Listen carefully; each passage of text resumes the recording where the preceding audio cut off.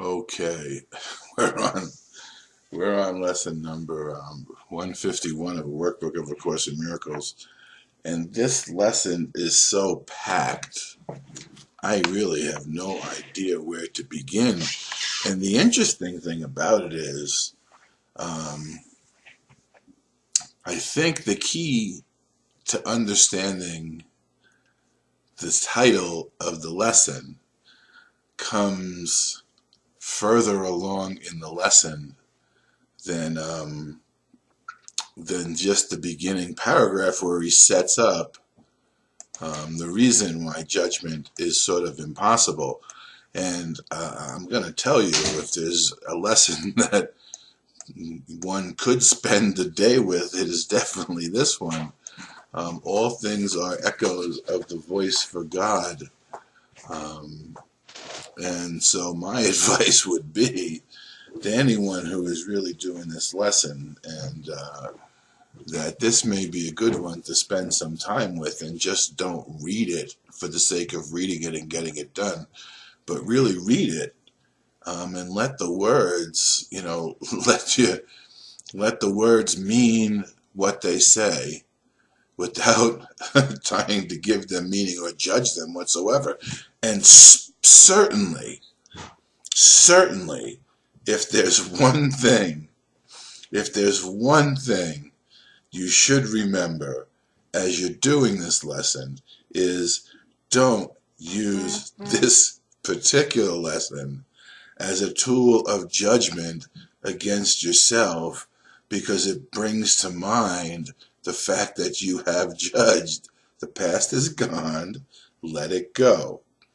This is going to set up a rationale that you can understand, that'll help you understand why judgment is valueless in relationship to what you're pursuing by the practicing and doing of the lessons and the reading of A Course in Miracles in general. So please, and I know the temptation with all of these lessons, because the ego, and that's one of the reasons why the lesson is entitled what it was, all things are echoes of the voice for God. That's one of the reasons why this lesson is entitled what it is because the ego always speaks first. And when you begin to read this lesson, it's going to attempt to bring to mind all the times that you have judged, the fact that you do judge, the fact that you probably will judge, just so that you can experience futility by utilizing its voice rather than the voice for God, which this lesson represents, to show you why not only shouldn't you judge, or you can't judge, but that none of your judgments are true anyway. Listen to that sentence for a second. Listen to that sentence for a second.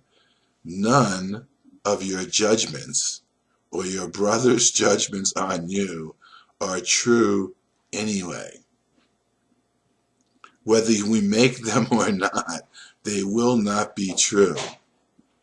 So we can begin to judge all of our brothers, including ourselves, as innocent of the judgments made by ourselves or by anything or anyone in the world.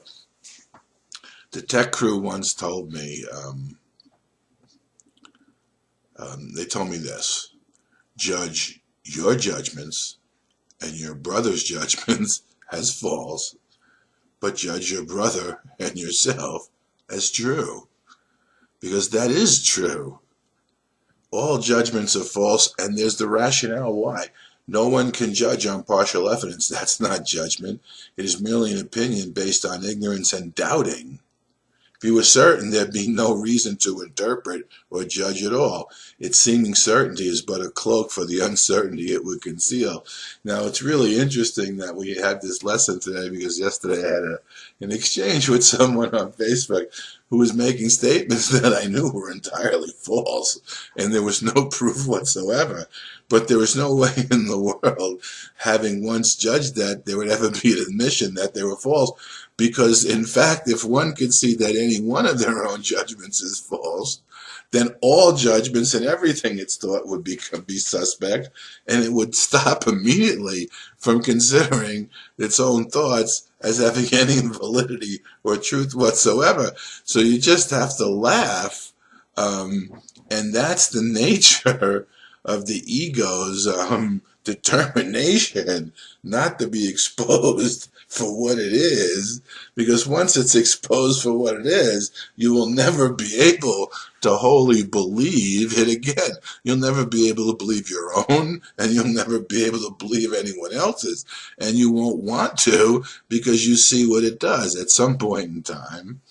And this was another experience I've had when, when Sekru said to me, you've seen the cost of judgment and what you have to pay for it. You need not judge any longer. And when you don't, all the dominoes of judgment that previously hid the light that was behind it, and within the brothers and yourself that were judging, just fall. And there, all there is everything disappears into a world of light, into a universe of light, which is one of the reasons why he uses this title. All things are echoes of the voice for God, which hopefully I'll get into, but there's so much in this lesson, I don't even know where to, as I said, I don't even know where to begin. I want to read this first part a little bit, just so you begin to understand the reasonability. See, the ego wants to be reasonable, and when you introduce true reason, divine reason into it, it has no place to go. So it wants to learn to use the divine reason, but it's always going to attempt to use it against yourself, but it's going to be there now as part of its reasoning process, and it will speak first, but you don't have to pay attention to it. And this lesson is the rationale for why not only don't you have to, but you shouldn't, because paying attention to it distracts you from the purpose that you're attempting to achieve through the practice and utilization of the lessons and the Course of Miracles in general. But please, please, I understand, especially many of you who have gone through, who are doing this workbook for the first time, I understand what's going to come up is the fact that you've judged. And instead of cowering and being and going into some sort of posture of supplication, please just accept that none of your judgments have ever been true, have ever affected what you are in the eyes of God and the eyes of your brother Jesus. So that in the nature of the healing of those relationships, you begin to see through eyes that are now an extension of the utilization of God as the mind with which I think, and the Christ mind that we share, so that you begin to see through it, through those eyes yourself, and you begin to recognize where you previously judged, your judgments are false, and free yourself and your brothers from the judgments, just lifting, and you lift a burden from them that they need not bear, and that you were bearing in your own mind. You do not seem to doubt the world you see. You do not really question what is shown through the body's eyes, nor do you ask why you believe it, even though you learned a long while since your senses deceive you. And this is one lesson I'm sure everybody has learned. How many times have you used the sensations and things that you experience to make a judgment or an interpretation of what you think is happening, only to find out that you were wrong? And I mean, it happens all the time.